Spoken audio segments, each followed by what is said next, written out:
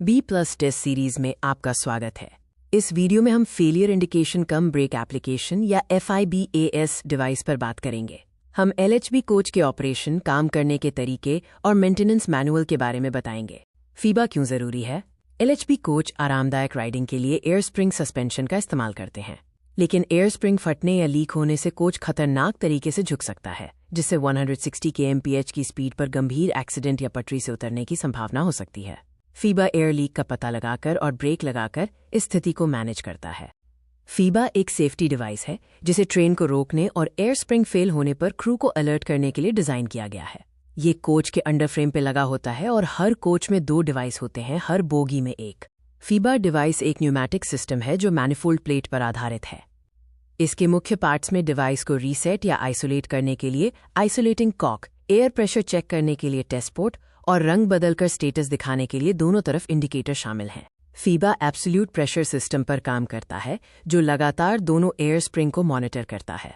Trigger point तब होता है जब किसी भी बेलो में हवा का प्रेशर 1 किलोग्राम पर स्क्वायर सेंटीमीटर से कम हो जाता है। ये फीबा को एक्टिवेट करता है जो ब्रेक पाइप से हवा निकालता है, जिससे पूरी ट्रेन में इमरजेंसी ब्रेक लग जाता है। डिवाइस में 4 मेन पोर्ट हैं जो फ्लेक्सिबल होज से जुड़े हैं। इनमें ब्रेक पाइप के लिए BP पोर्ट, एयर स्प्रिंग के लिए नीचे 1 और 2 पोर्ट और ब्रेक इंडिकेटर के लिए इंडिकेटर पोर्ट शामिल हैं। पक्का करें कि सभी कनेक्शन लीक प्रूफ हों और होज रगड़ न रहे हों। बेलोज फटने पर प्रेशर 1 किलोग्राम पर स्क्वायर सेंटीमीटर से कम हो जाता है। फीबा एक्टिवेट हो जाता है जिससे ब्रेक पाइप खाली हो जाता है।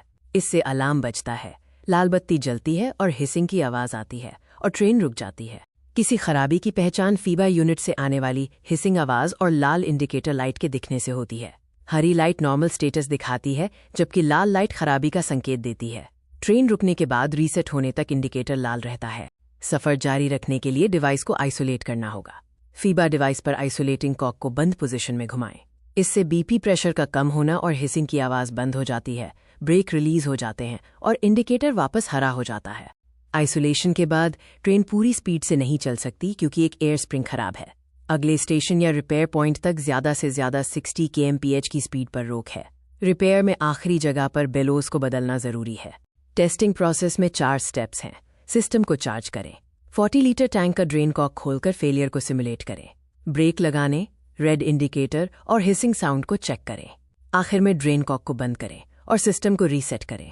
इंडिकेटर ग्रीन हो जाना चाहिए।